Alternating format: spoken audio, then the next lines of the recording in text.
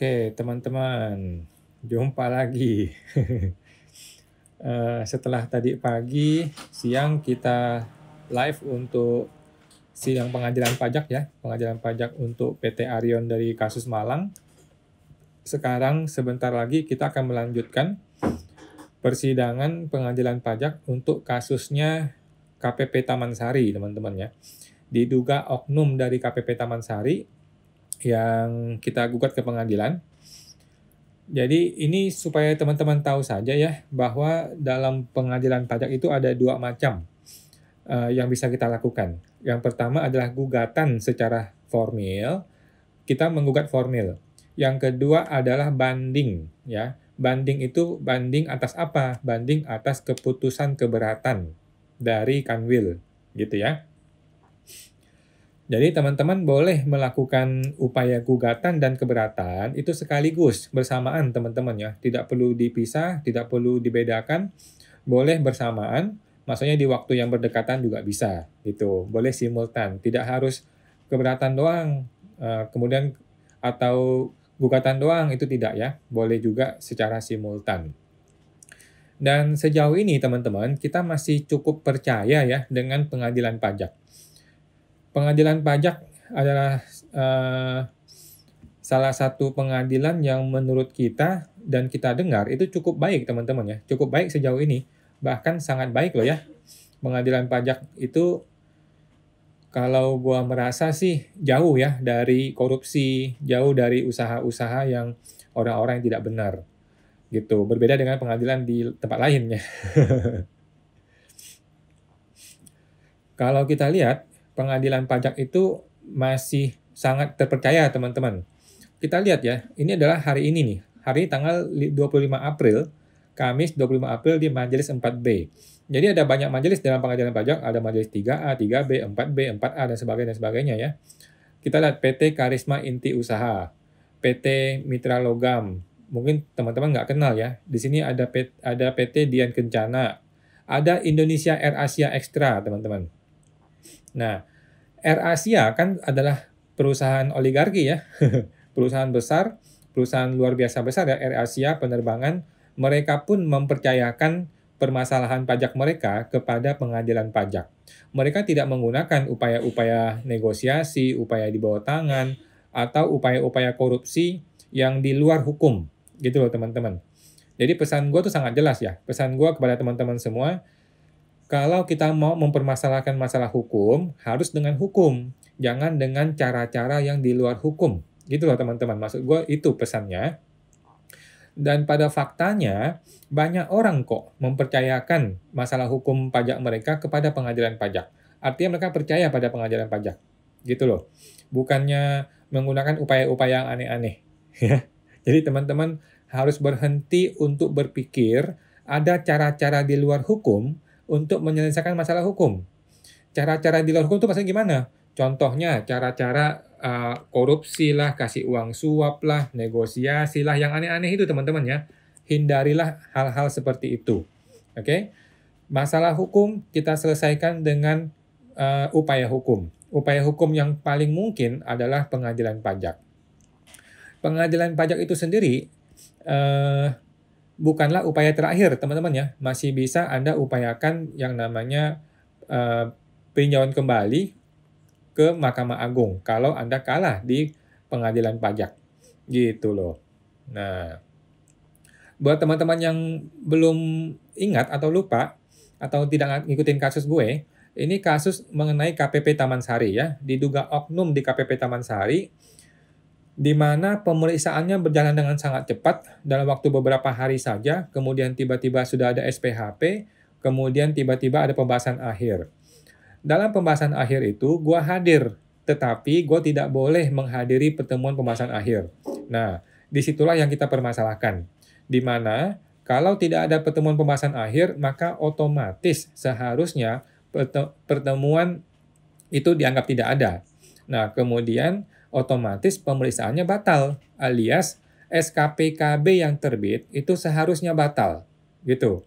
Karena menurut Undang-Undang KUP ya pasal 36 itu disebutkan ada dua hal yang dapat membatalkan SKPKB. Yang pertama adalah tidak ada SPHP, yang kedua adalah tidak ada pembahasan akhir. Nah, SPHP-nya ada nih mereka nih, tetapi pembahasan akhir tidak ada. Kita mendalilkan bahwa pembahasan akhir tidak ada. Sampai hari ini kita belum tahu nih, pihak KPP apakah mengatakan bahwa ada pembahasan akhir atau tidak ada pembahasan akhir. Sampai hari ini masih gelap, teman-teman ya. Masih gelap, masih nggak jelas apakah ada atau tidak ada pembahasan akhir dalam kejadian di KPP Taman Sari ini. Ini pengadilan sudah berjalan berbulan-bulan, teman-teman ya. Tetapi pihak tergugat itu masih aneh-aneh saja. Datanya tidak ada, dia tidak mengupload data. Udah diomelin hakim kemarin kan? Diomelin sama hakim, disuruh hadirkan barang tersebut. Tetapi hari ini kita cek di Dropbox-nya pengadilan pajak juga masih error ya, masih error. Jadi kita nggak tahu nih, apakah mereka sudah mengupload data atau belum upload data, gitu loh. Kalau mereka sudah upload data, data apa yang dia upload? Itu kita perlu tahu, gitu kan? Nah, kita lihat juga teman-teman di nomor 5 ya, Toyota Astra Motor. Toyota ini kan perusahaan besar, teman-teman ya. Toyota adalah perusahaan besar, oligarki juga dong. Tetapi kenapa mereka memilih jalur hukum?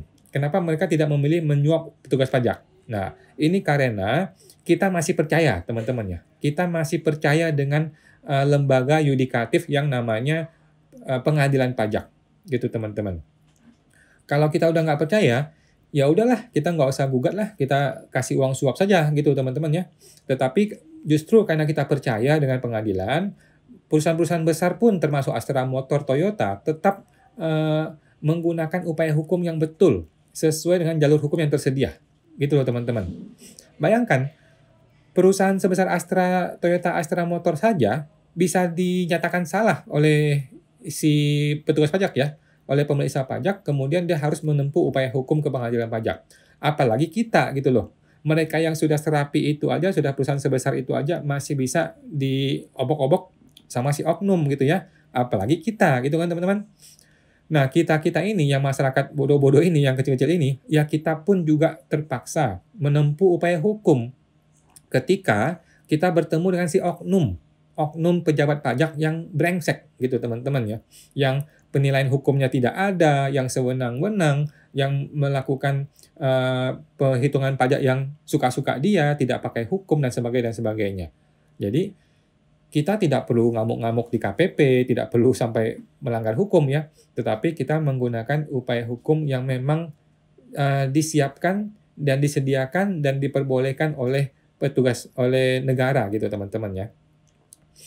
Sama seperti PDIP kemarin kan kalah di Mahkamah Konstitusi. Ya sudah, dia gugatnya ke Petun gitu. Sama, kita juga gitu teman-teman. Kita juga sama. Kalau kita sudah kalah di level KPP, ya kita boleh menggugat ke pengadilan pajak. Kalau kita kalah di levelnya Kanwil, kita boleh gugat ke pengadilan pajak, gitu teman-teman. Jadi pesan gua kepada teman-teman semua ya, dimanapun Anda berada sebagai wajib pajak, gunakanlah instrumen hukum yang disediakan oleh negara untuk menyelesaikan masalah hukum. Jangan gunakan hal-hal yang di luar hukum, seperti memberi uang suap, bernegosiasi, melakukan pendekatan yang aneh-aneh kepada oknum pejabat pajak. Anda sudah diperas, akan semakin diperas. Gitu loh teman-teman ya. Gitu.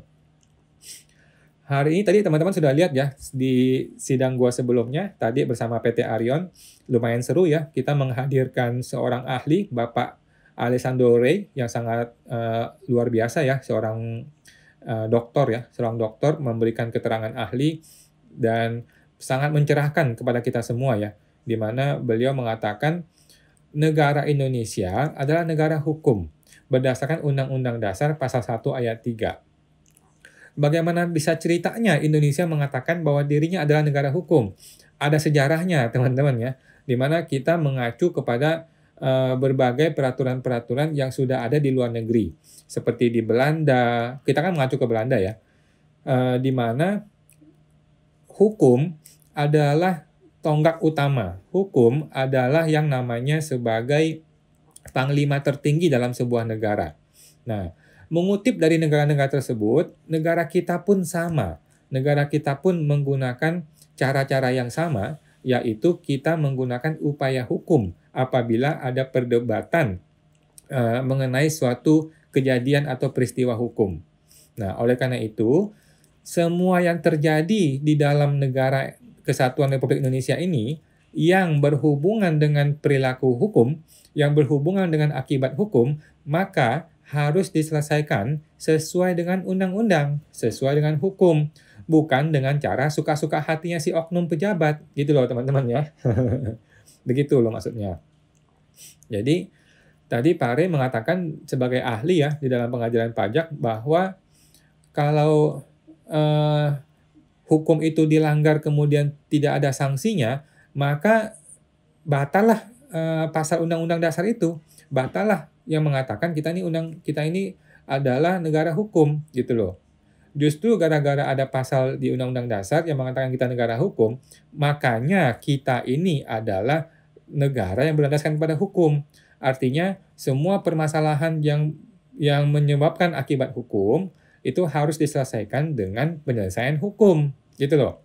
Kalau kita ngomongin hukum, maka berlaku yang namanya hukum positif. Maksudnya gimana hukum positif? Maksudnya adalah yuridis normatif. Artinya, apa yang tertulis di dalam undang-undang, itulah yang kita pakai. Gitu loh. Oke?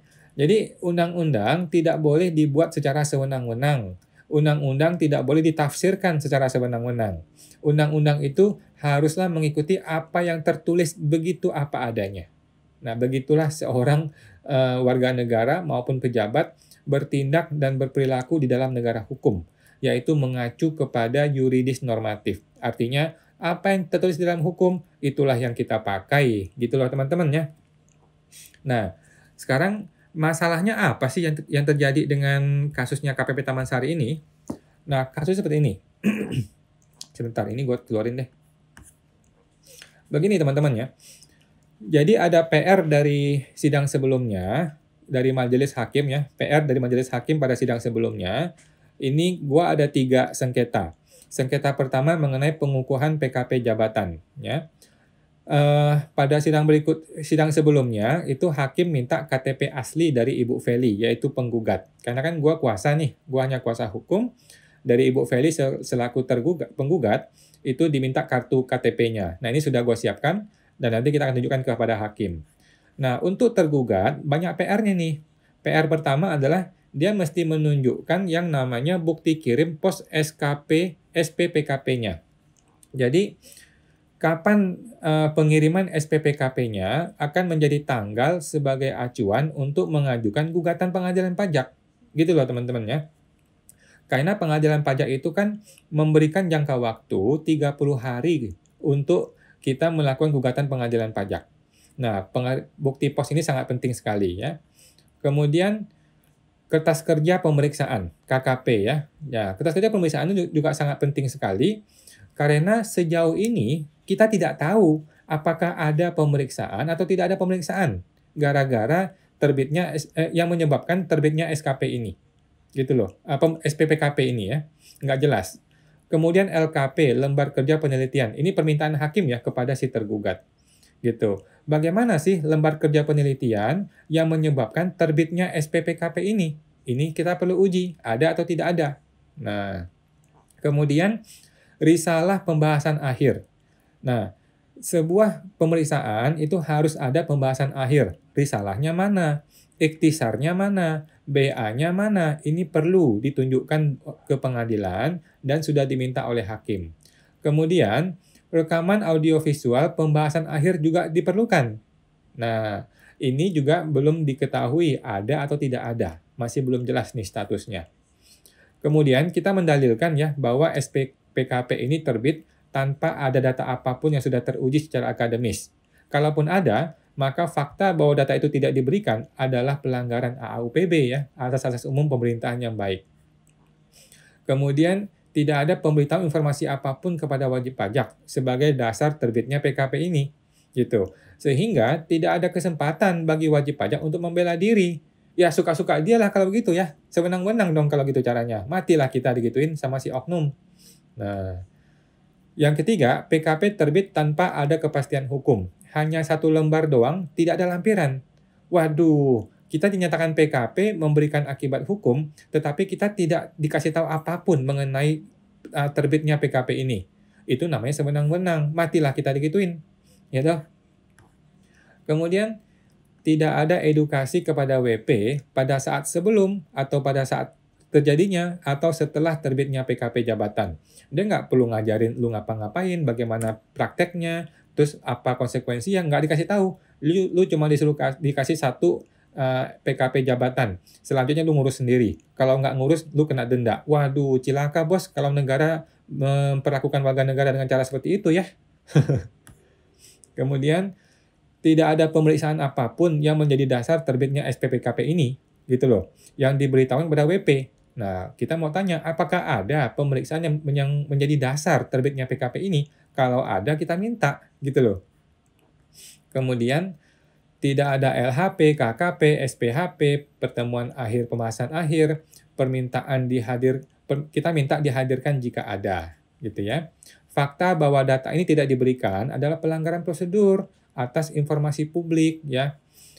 Masa lu punya pemeriksaan ada LHP tapi tidak dikasih tahu ke kita? Lah matilah kita. Lu tinggal suka-suka lu dong kalau gitu menyatakan kita PKP dan sebagainya. Kemudian tidak ada risalah pembahasan akhir, berita acara pembahasan akhir, kita minta jika ada. Kemudian tidak ada rekaman audiovisual pembahasan akhir. Kemudian tidak ada rekaman atas setiap proses pemeriksaan pajak. Ditambah ada 60 poin sengketa dalam surat bantahan gue. Jadi dalam surat bantahan gue di pengadilan pajak, gue sudah membuat 60 poin sengketa. Kita tunggu deh bagaimana pertimbangan dari si itunya, tergugatnya. Oke. Kemudian ada 2 sengketa tambahan, ini mengenai PPN masa Desember 2018 dan PPh final masa Desember 2018. Jadi pemeriksaan ini kan bulan Oktober ya, Oktober 2023, jadi dia hanya periksa bulan Desember saja. Ada PPN, ada PPh. Nah, ini juga sama nih, hakim minta bukti kirim pos atas SKPKB-nya. Kemudian surat perintah pemeriksaan pajaknya mana? Surat pemberitahuan pemeriksaan pajaknya mana? LHP-nya mana? KKP-nya mana? LKP-nya mana? Risalahnya mana? Iktisarnya mana? BA-nya mana? Rekaman audiovisual pembahasan akhirnya mana? Kemudian rekaman audiovisual atas semua pertemuan pemeriksaannya mana? Kemudian bukti data konkret atas Tokopedia Shopee. Kan dari si tergugat mengatakan ada data dari Tokopedia dan Shopee. Kita mau lihat mana data konkretnya tersebut ya. Datanya itu bentuknya apa? Apakah sebuah email, apakah sebuah surat, atau apa bentuknya? Kemudian bukti data konkret atas data rekening BCA. Nah, ini kita masih tanya kepada tergugat nih, bentuknya apa ini? Apakah dari BCA mana ini, cabang mana? Kemudian bentuknya apa? Apakah sebuah rekening koran? Dan kita mau tahu. Oke, kita mulai teman-teman ya. Kita sudah mau mulai.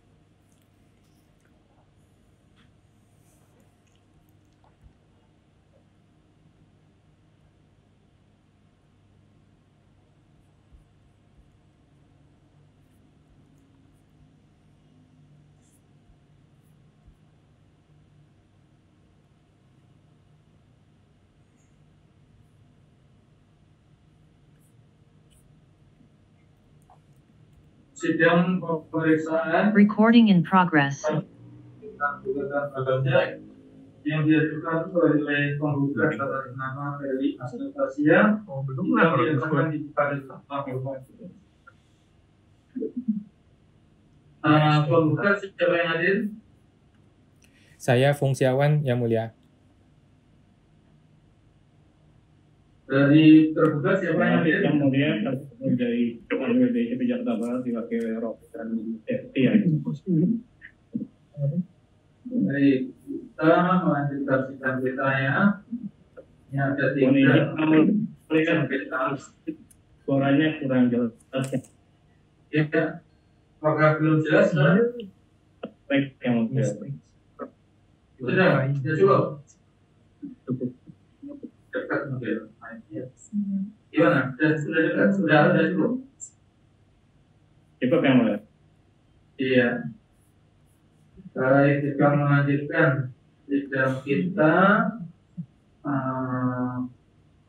Ada satu sidang yang merupakan pemeriksaan online biasa dan dua untuk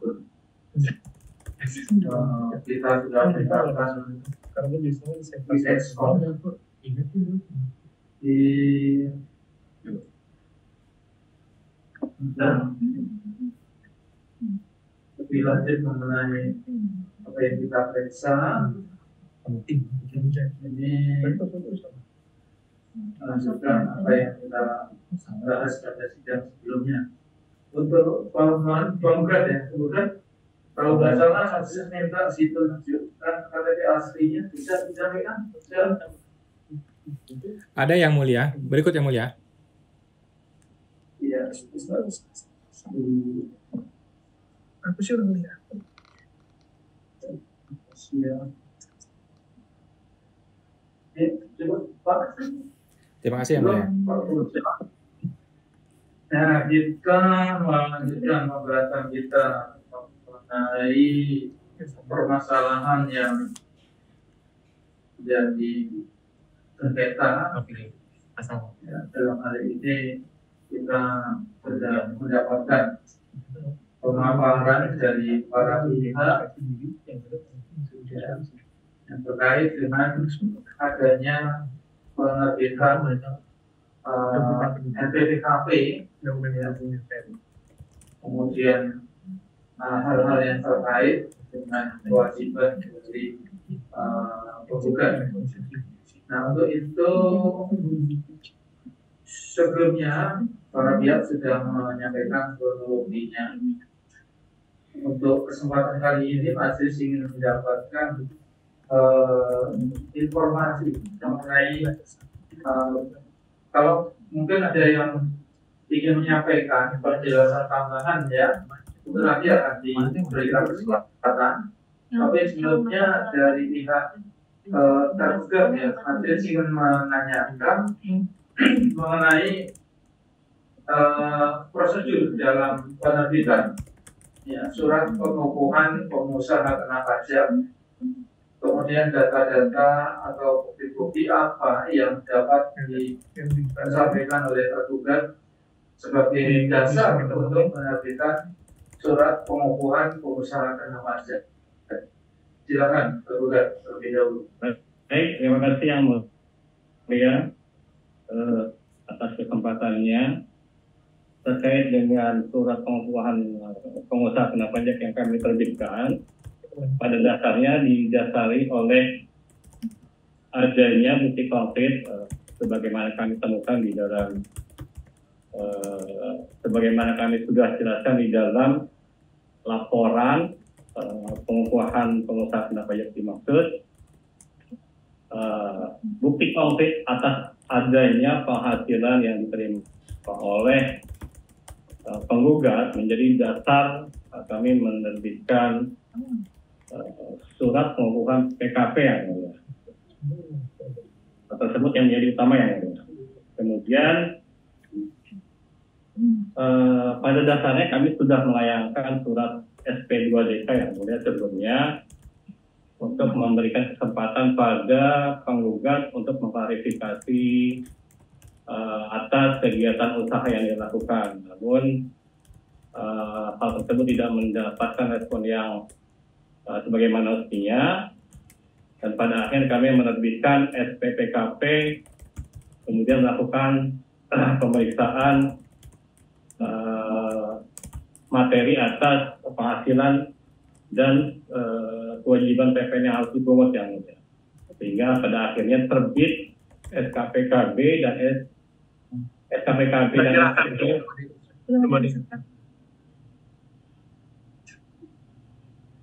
pada akhirnya terbit SKPKB PPN dan SKPKB PPHP pasal 4 ayat 2 yang kemudian diajukan gugatan oleh penggugat. Untuk bukti dan laporan penerbitan SPKP ataupun SKPKB tersebut sudah kami email yang mulia ke email yang tercantum dalam website yang demikian dari kami. Email ya, sudah email ya. Sudah yang mulia. Pengirimnya atas nama siapa? Romli yang mulia. Oh, Pak Romli. Begitu. Nah, ini ada penjelasan tertulis.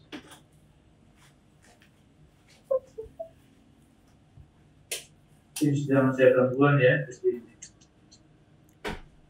Speaker rumah. Ini. Data internal ya. Data internal. Kebutuhannya dulu. Nah, kalau kita mengacu pada apa yang dijelaskan oleh juga berasal dari data internal. Ini yang perlu untuk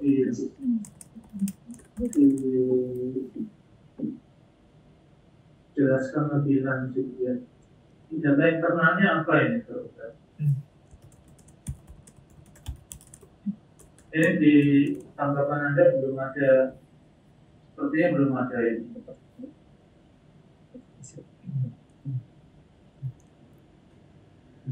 Gimana? Tergugat. Ini dari apa yang ada.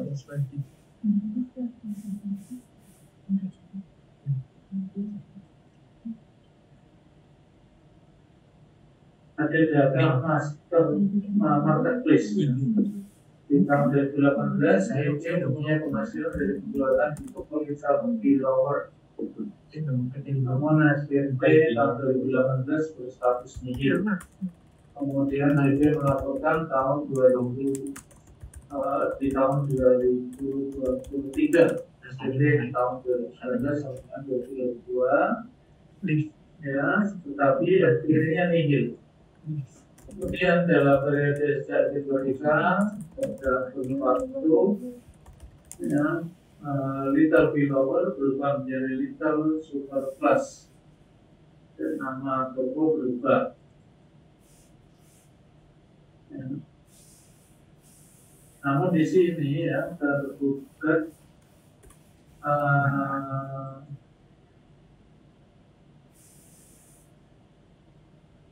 juga belum ada menyampaikan data detailnya ya. Hanya ada bahwa kemudian ada surat pemerintah pemeriksaan, kemudian dari pemeriksaan itu diperoleh data, mungkin data konkretnya ya, data konkret atas penarikan dana, transaksi wajib pajak mengenai BCA PLI Anastasia dengan jumlah 7 miliar 644 juta ya.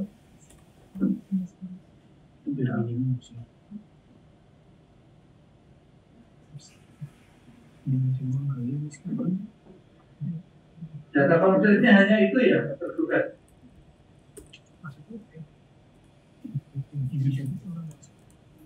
Tergugat. Data konkret ada di berupa Excel yang mulia. Sudah kami sampaikan di email yang mulia. Data IBK dan data marketplace yang mulia. Data marketplace. Apa ya namanya, apa filenya? Di email ya?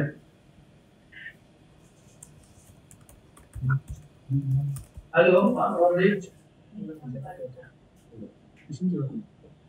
Ya, tentang konflik yang ada itu hanya penjelasan tertulis dari berkas AR. Nah, di berkas AR itu cuma ada opsi pengiriman sampai kemudian tanggapan atas gugatan. Data konkretnya nggak ada ini. Adanya tanggapan, kemudian WhatsApp image. Oh ini. Yang mana ini? Sudah. Ya, boleh kami share screen? Iya, boleh. Coba di share screen, coba dibuka Ada yang enggak ngobrol. supaya bisa share screen. Sudah. Ya, silakan. Buka. Anda share. Kita lihat sama-sama.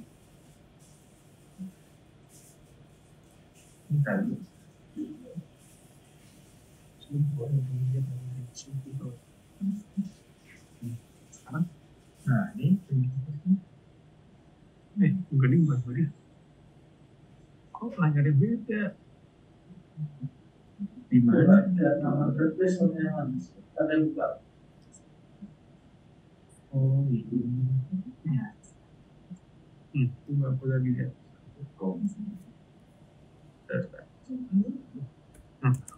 Yang bawahnya apa sih kita mau plus itu? Silakan terbuka mana ini? Ada tulisan ya?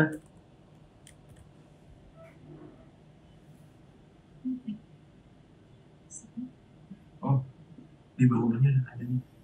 Di rarnya ya? Di rarnya. Untuk kuncinya ada apa? Di rarnya. Berarti ada dulu.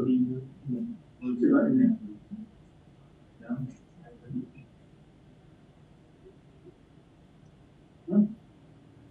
Apakah terlihat yang mulia?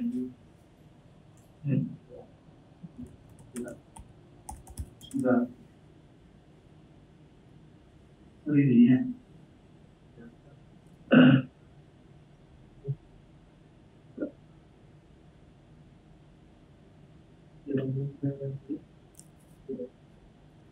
Ini.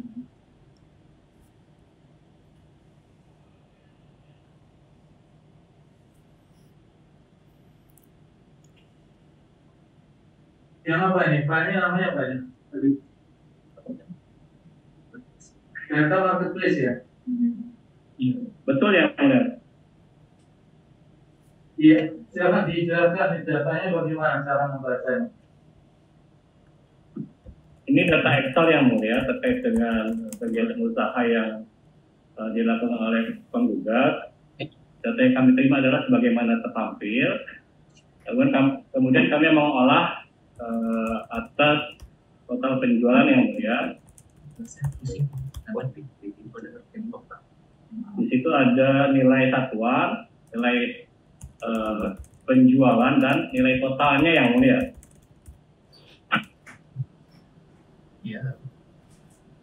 Iya, silakan lanjutkan. Jelaskan aja.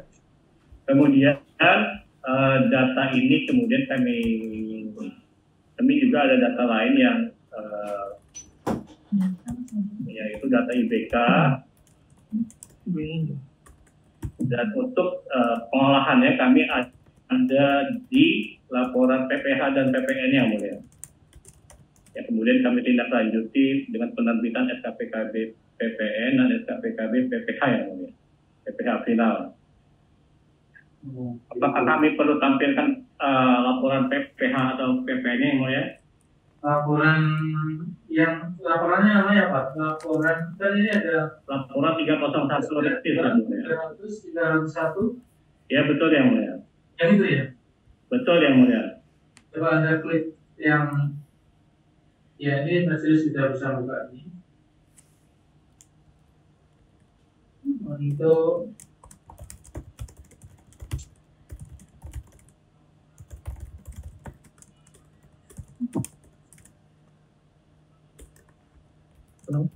Ini memang belum ini ya, belum bisa dibuka oleh tergugat ya, karena ada hambatan ya, ada persoalan jaringan di pengadilan pajak. Nanti tergugat silakan memberikan alamat email atau nanti akan diberitahukan oleh KPK apabila apa namanya jaringannya sudah bisa dibuka. Jadi kita sudah melihat data realnya seperti ini, bahwa memang berdasarkan pendapat dari tergugat tadi dapat adanya transaksi dengan penarikan dana oleh penggugat sejumlah 7.644.000.000 lebih pada tahun pajak 2018, sehingga dari situ dianggap sudah melebihi batas omset PKP, sehingga kemudian diusulkan untuk dikukuhkan sebagai PKP secara jabatan PKP. Ya, dan cukup lengkap. Tapi persoalannya ini kita karena ada persoalan ini ya, persoalan jaringan, sehingga data-data dan berkas-berkasnya ini belum bisa dibaca oleh penggugat. Ya, itu ya penggugat, apa yang disampaikan oleh tergugat. Untuk data-datanya nanti akan di-email kepada penggugat supaya nanti bisa dipelajari lebih lanjut. Ya. Mohon izin yang mulia. Majelis menyampaikan, majelis telah menerima surat yang disampaikan oleh penggugat.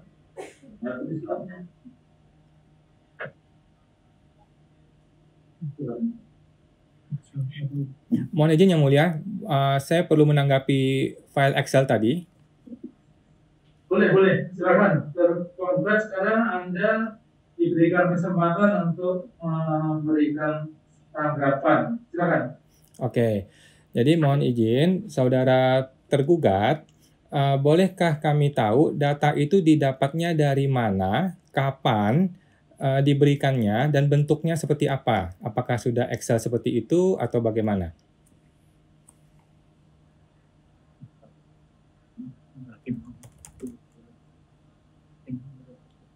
Silakan, ini ya, dari pihak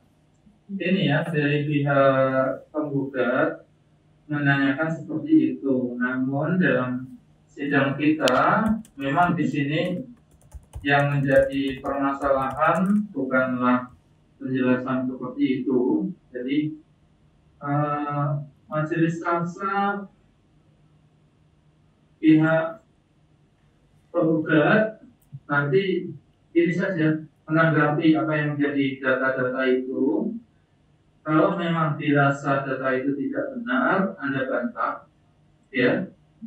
Atau mungkin Anda beranggapan data itu diperoleh dengan jalan yang tidak benar, ya Anda berikan tanggapan, gitu. Tapi kalau untuk menjelaskan lebih lanjut itu nanti majelis rasa apa yang menjadi permasalahan di sini, bahwa pihak tergugat memiliki data-data ini, ya. Apa yang menjadi penjelasan dari data-data ini tentu saja nanti merupakan bukti, ya, merupakan alat bukti yang akan dinilai oleh majelis. Jadi kalau memang Anda merasa data itu tidak benar, Anda menyampaikan saja bahwa data ini tidak benar, ya.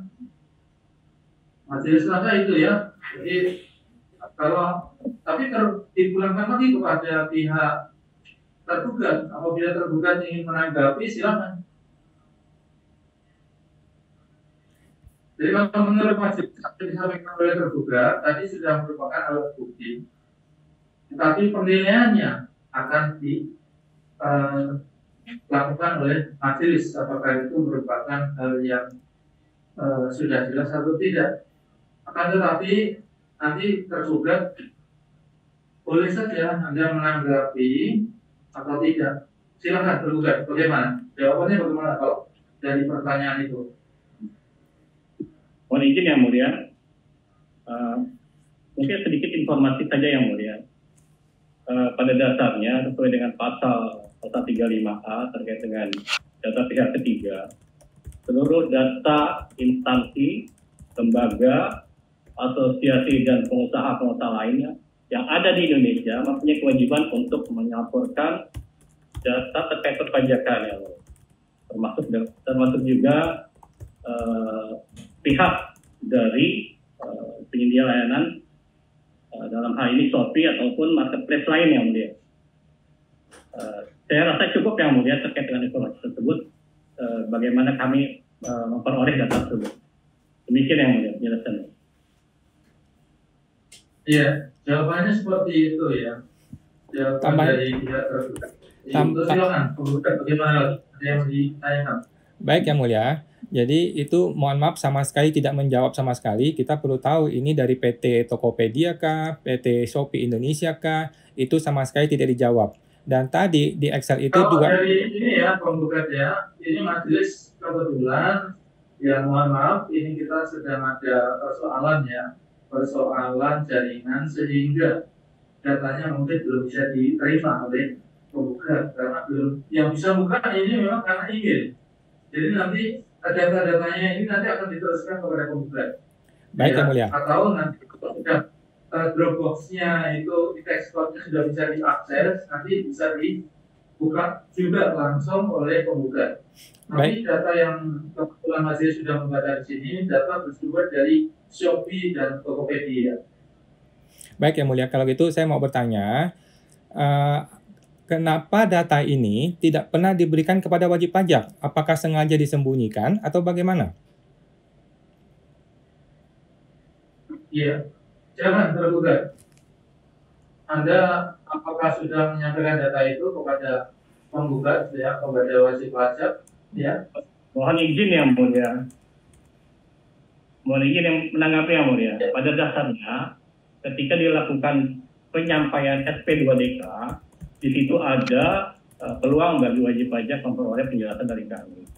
Namun selama ini, pengetahuan kami, berdasarkan dari informasi atau KPP, mengingat dari penggugat tersebut memang pada dasarnya tidak kooperatif, pada akhirnya mungkin dari penggugat sendiri tidak mengetahui ada data tersebut, dan pada dasarnya atas dasar tindakan dari wajib pajak tersebutlah yang pada akhirnya tidak mengetahui yang mulia.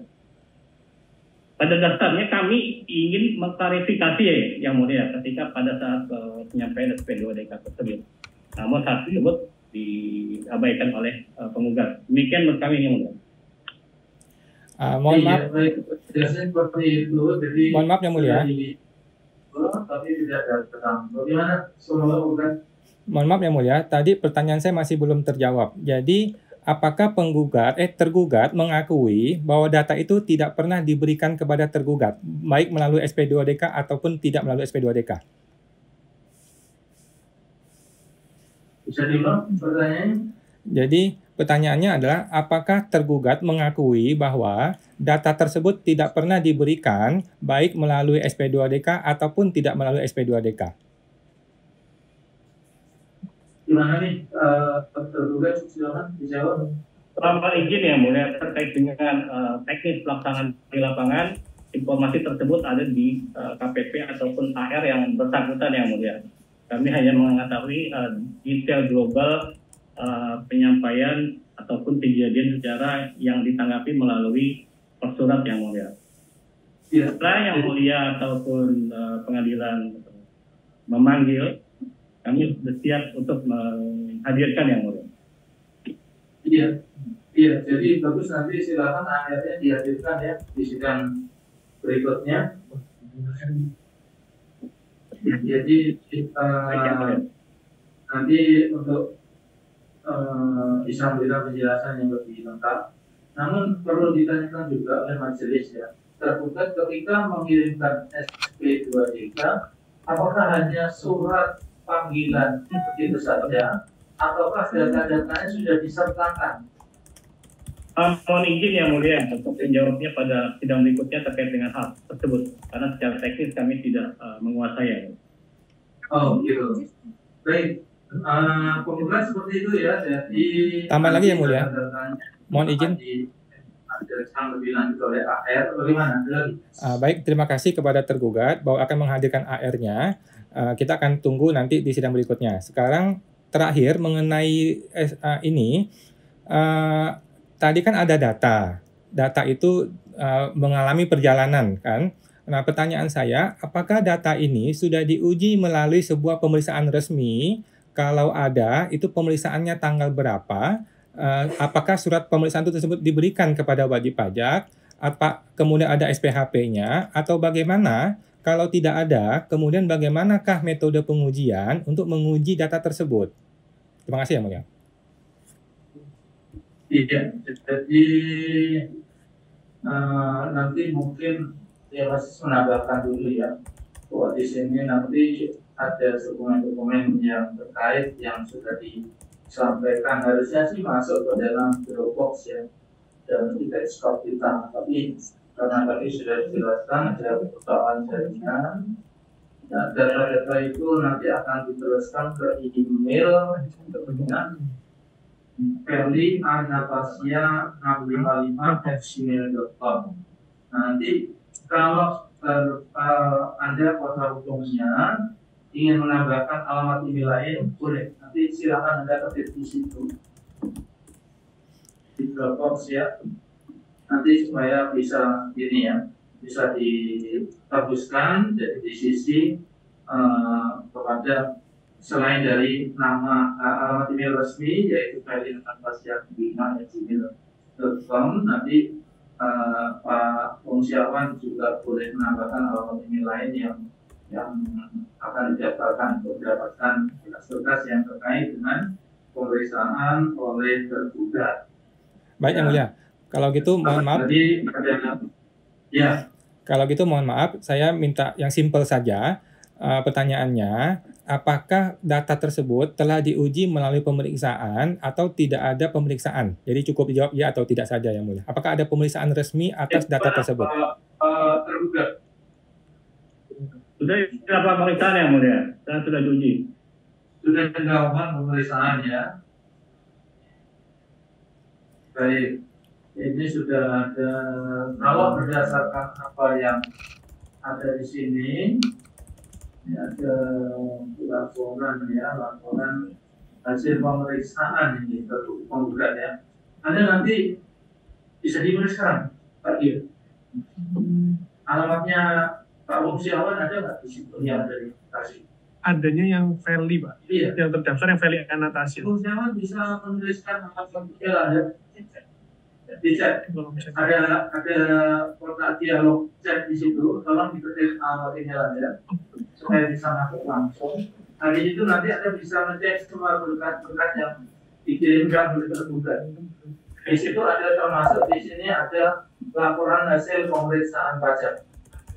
Nah, nanti Anda silakan dipelajari untuk diberikan tanggapan tertulis ya, dan juga nanti bisa Anda bisa mengajukan penjelasan secara lisan. Baik, yang mulia, sudah saya chatting, emailnya adalah halo@pajaksmart.com. Sudah pernah juga kita kirim surat kepada pengadilan untuk mengenai email ini, yang mulia. Iya, tolong dikirim langsung ya. Sudah ya. Baik, Sudah, untuk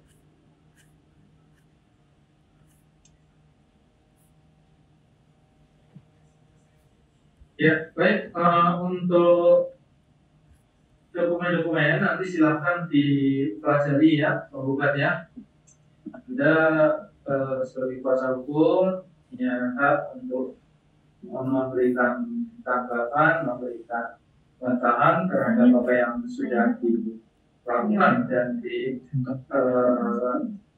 dilaksanakan oleh pihak tergugat ya. Nanti ada silakan bisa kalau bisa membuat penjelasan tertulis ya, tetapi juga boleh menambahkan penjelasan tulisan. Apabila penjelasan tertulis, majelis minta dibuat 2 format ya, yang satu Microsoft Word ya dan PDF. Nanti dokumen ini bisa dilihat secara keseluruhan ya, sehingga penggugat bisa memperoleh gambaran yang lengkap mengenai permasalahan yang sedang diurus di sidang gugatan ini.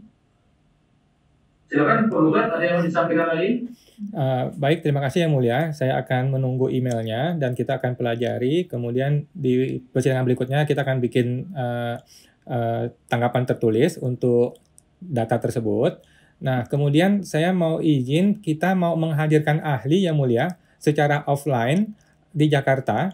Apakah itu pertemuan berikutnya kah? Apakah sudah saatnya atau bagaimana Yang Mulia? Bisa saja, tapi Anda harus membuat surat tertulis dulu ya, supaya nanti Anda bisa memberikan informasi kepada majelis apabila permohonan menghadirkan ahli dengan memberikan informasi siapa ahli yang akan dihadirkan, ya, kemudian melampirkan identitasnya, kurikulum vitae-nya, ya. Nanti majelis akan bicarakan dengan anggota ya secara keseluruhan dan kepanitraan untuk teknis menghadirkan ahli tersebut. Baik Yang Mulia. Iya, silakan saja diajukan. Ya, itu terkait dengan apa itu ahli yang ingin diajukan? Ada beberapa hal, terutama mengenai tata cara pemeriksaan, kemudian mengenai bagaimana perlakuan dari petugas pajak ini Yang Mulia, yang agak aneh Yang Mulia, karena ini kasusnya agak aneh Yang Mulia. Ya, silakan saja nanti Anda buat suratnya ya dengan lengkap identitasnya, kemudian kurikulum vitae-nya juga Anda sampaikan. Ya, cukup jelas ya. Untuk emailnya, data-data yang tadi termasuk data konkretnya itu ya, tabel dari Shopee-nya, dari Tokopedia-nya itu sudah dikirim oleh kepanitraan. Jadi Anda bisa ngecek. Sekarang juga bisa dicek. Ya.